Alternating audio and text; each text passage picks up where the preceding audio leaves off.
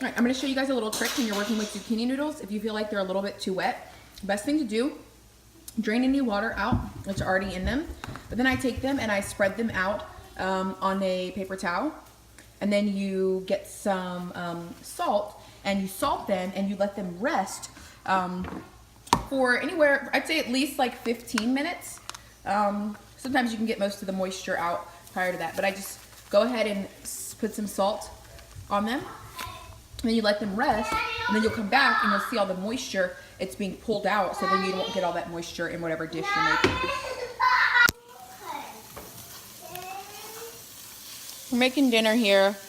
I'm going to use some of the buttered meats that you guys saw on my page earlier today. This is just 2 bell peppers, a red and a yellow. And then I added in 2 cups of the ground meat that I made earlier today in my crock pot. So we have ground beef and ground turkey. It's a 3-1 ratio, 3 parts ground beef, 1 part ground turkey. So we're just gonna saute that around. I add in some seasoning, some Italian seasoning, some garlic lovers, all by Flavor God, Italian Zest, garlic lovers, and then some salt. You just saute that around. And this is already cooked, so it takes just no time. If you're going right from the refrigerator, you're just basically heating it up. But the thing I love is that if you don't drain out all the butter from the meats, when you heat it back up, you don't need to even add butter to the pan, and it keeps it fresh and moist. And now I've added 2 cups of Rayo's sauce in here.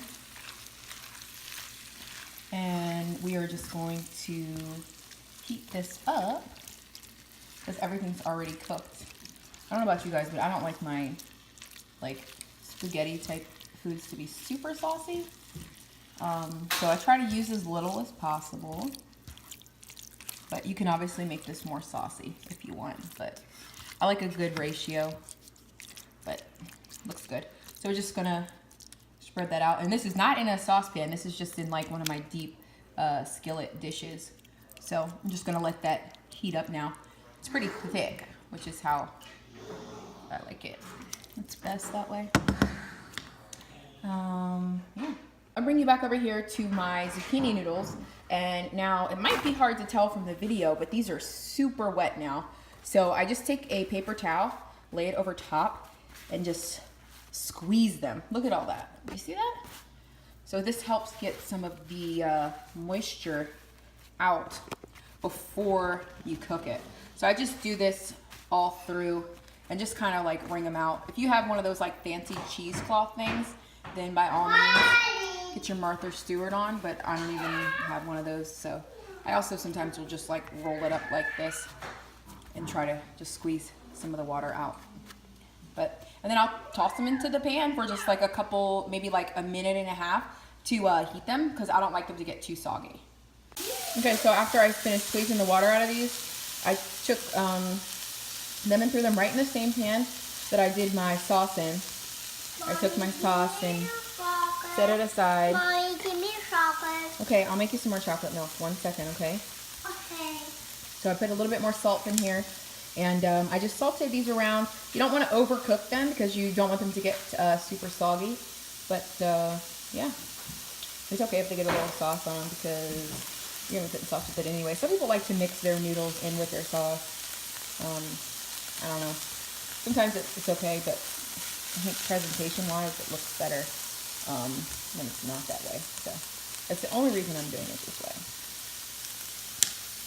And then you plate this bad boy up. Some zucchini noodles. So I did about a cup of zucchini noodles. Mommy, give me chocolate.